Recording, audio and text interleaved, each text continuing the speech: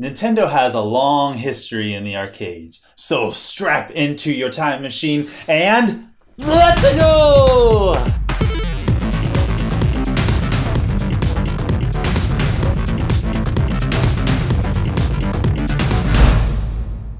Yes, let's go. We gonna go back in time throughout the history of Nintendo being in the arcades. So if I'm being Mario saying let's go and we're going back in time, that makes this Mario's time machine, right? Is that the correct title? We don't talk about that game. Yes, that's the correct title. Oh, we should, Simeon. We're going to run out of episode ideas. That's we true. need to talk about everything. That's true. But neither of us have played it. Maybe do a first playthrough of it. Oh, that would, if anybody wants to send us that. Oh my goodness. Yep, send us the system, send us the game. And the capture equipment necessary. Yes. Thank you very much. So we'll go back in time and talk about where Nintendo has come from. Yes. And we've done generally the Nintendo's history. Yes. Before video games. And now we're getting to the point where they started dabbling in video games. And they have a lot of arcade history to go over here. Yes. So their very first cabinet was called Computer Othello. And that was in 1978. And I'm pretty sure Othello is some sort of board game, right? Yeah, day one purchase for me right there. It is a clone of Reversi. Okay. Yeah. So it's... Have you played Reversi? I don't think I've ever played Reversi. You know what that is? It's like you tap and you make straight lines and you flip over the colors. They actually used a clip of this, like a Tecto in the Wii U gamepad announcement. Oh, really? And people were sitting across from each other touching the gamepad and the colors were reversing. Never came out, though. Weird. But yeah, like I said, that one was a clone, and they actually started mostly by cloning other people's hard work. So they made Breakout, Space Invaders, Reversity, and then Galaga. And then when I was reading about that, I thought it was funny to note that they still hang on to not only the Reversity thing, but also Galaga. Remember how you could unlock Galaga in Star Fox Assault? That was a different game. It was a similar game. What was that? Xevious. Oh, okay. They all have like the same names. It's probably the same as Xerxes. Yep. It's all the same game. Fairly clone-ish. Yes, but they really hit it out of the ballpark in 1981 with Donkey Kong, the arcade cabinet. Thanks to Miyamoto. Yes, it was the introduction of Mario and Donkey Kong, and AKA Jumpman. Yes, and an interesting story is originally I believe it was Donkey Kong that was supposed to be a Popeye game, and they also made the Popeye arcade machine, which I remember playing when I was a kid. Hey, we're making this Popeye arcade machine. We should make a clone of it. Yes, let's make a clone of our own game with our own characters, and it took off, and it's a huge thing. Watch King of Kong and all that junk. It's still a popular game, most difficult game ever. So Donkey Kong was in 1981. It's crazy how a lot of new people are getting records these days on Donkey Kong. Yes, I think the documentary probably did it. Yeah. Oh yeah, that brought a lot of interest. It wasn't 100% truthful with all of the facts. Some timeline stuff got mixed up. Yeah. But it sparked enough interest to re-jolt the community, and now there are just a bunch of people re-breaking that record. Worth a watch if you are into arcade culture, for sure. Absolutely. The Play Choice 10 was a big deal, featured in the hit movie The Wizard. Yep. But if you don't know what a Play Choice 10 is, it's basically an NES. It's NES games in an arcade cabinet, 10 of them, if you had all of the slots filled. They were interchangeable cartridges. Yeah. And as opposed to like putting your quarters in and buying like continues, it would be time. So you could like put a quarter in and play a little Super Mario Bros. 3 and then switch over to Contra. That's nice. Yes. And it was a blast to play. We had one at church for a long time. Yeah, that's pretty cool. Like, you put in quarters, you get some time, and then it makes you want to buy an NES because you sample a bunch of the games. Basically a commercial for the NES. And it was great. You owned one, you were in charge of one, and you kind of learned, right? You opened it up. You were thinking about trading some of the... Yeah, I swapped some of the cartridges out. I traded some of the games. That's crazy talk. It is crazy talk. You became a technician. I guess so. An architect of Arcade tech. Oh. Oh man. Yes. Those were fun times. Also, Nintendo specialized in light gun games for a long time, which is the cabinet predecessor to Duck Hunt. It explains where Duck Hunt kind of came from. They had a love for these light gun games.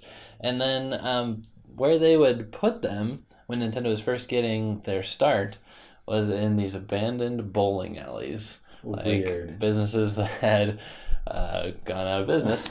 Guess you don't call them businesses anymore. But failed businesses, and Nintendo would use that space to entertain people, and that's kind of how they got their start. Wow, that's insane. Yeah. Starting arcade culture by being a vampire of failed businesses. There you go. That's the way to go. After the Play Choice 10, or even during that time, I think they had what's called the Versus system. Mm-hmm. I don't know if you've seen these. We have a picture of one of them. I believe it's this one here. Yes. Oh, nice. These are head-to-head arcade systems. They were built different ways. Yeah. Like where you could literally be head-to-head looking at someone. Wow. Or, side-by-side playing a game against them. So cool. Intense. I think the weirdest part about this advertisement is that this is the only place that says Nintendo. Wow. Like, they're like, oh, yeah, it's so great. Oh, yeah, and we're Nintendo, by the way. And these days it'd be up at the top. It'd be big. Oh, yes. Yeah. That's really cool. As a successor to the Play Choice 10, they had what's called the Nintendo Super System, which came out in 1991.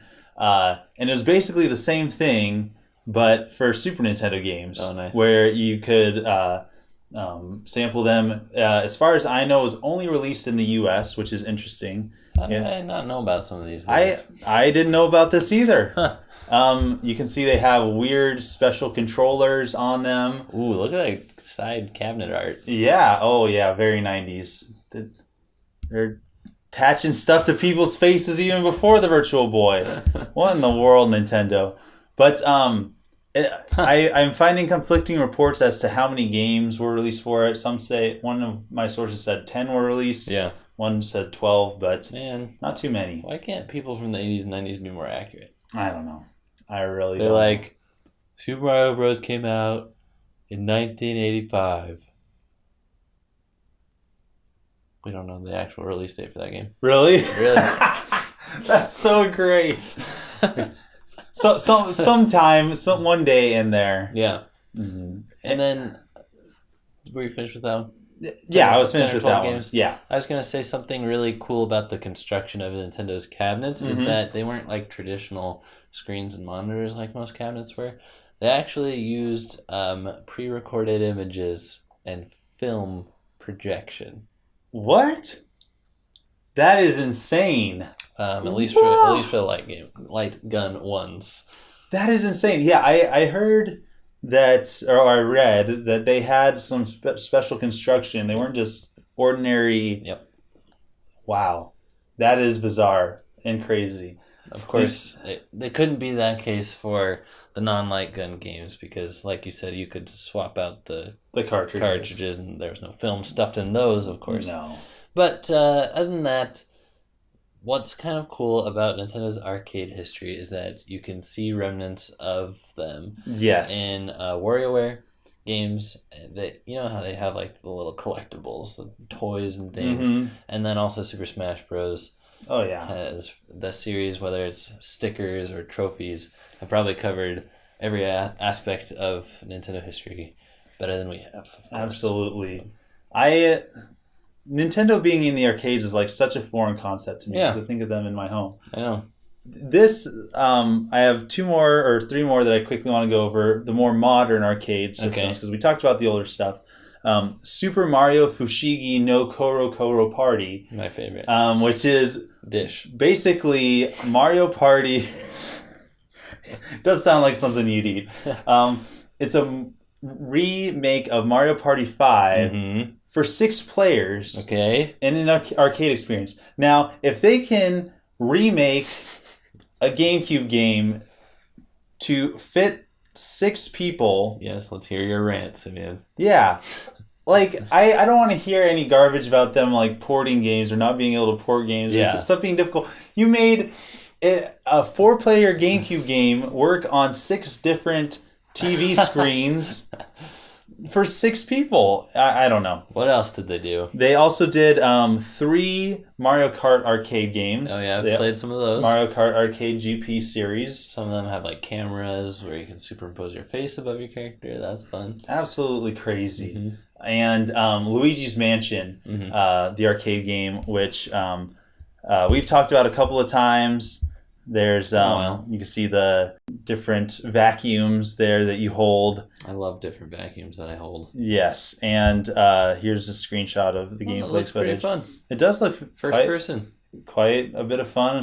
First-person shooter game with items and whatnot. I won't play this. This is fun. But it was only released in Japan until I've heard that they've started to install them in Dave & Buster's here in the U.S. before they go countrywide with them. I'd love to go to one of those someday. Yes, we me don't too. have them in our area. Ryan Van Leer has been there.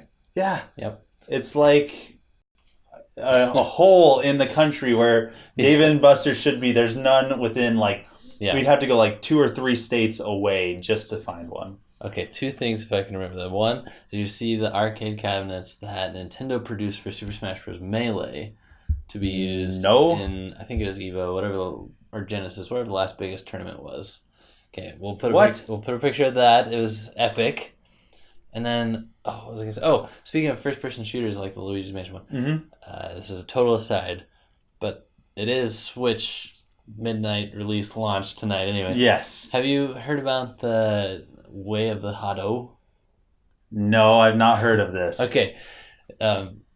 Ultra Street Fighter 2 for Switch is getting a new mode where it's a first-person on-rails shooter with Hadokens. Oh my goodness. So, what in the world? I remember when we were first talking about the Street Fighter game, you were like, they're porting 2 again, but it's going to be fresh. Yeah, it's going to have an on-rails shooter so attached to it. There you go. You might be wondering why we're talking about arcades on March 2nd, but we're hitting one up soon. Ryan Van Leer is about to join us. We're going to one, so I thought it'd be fun to cover some of this history. Plus, after this, it's going to be hard for us to talk about anything except Switch. Absolutely. Got to pack in the rest of the stuff before then. We are entering into a long period of intense Switch coverage and streams. Just stay subscribed and stay peeled. Better believe it. With your eyes. Thanks for watching. Thanks for being part of the crew. Don't forget to share this video with your friends so that we can bring you guys more content every single day of the week. See you guys next time. Signing out.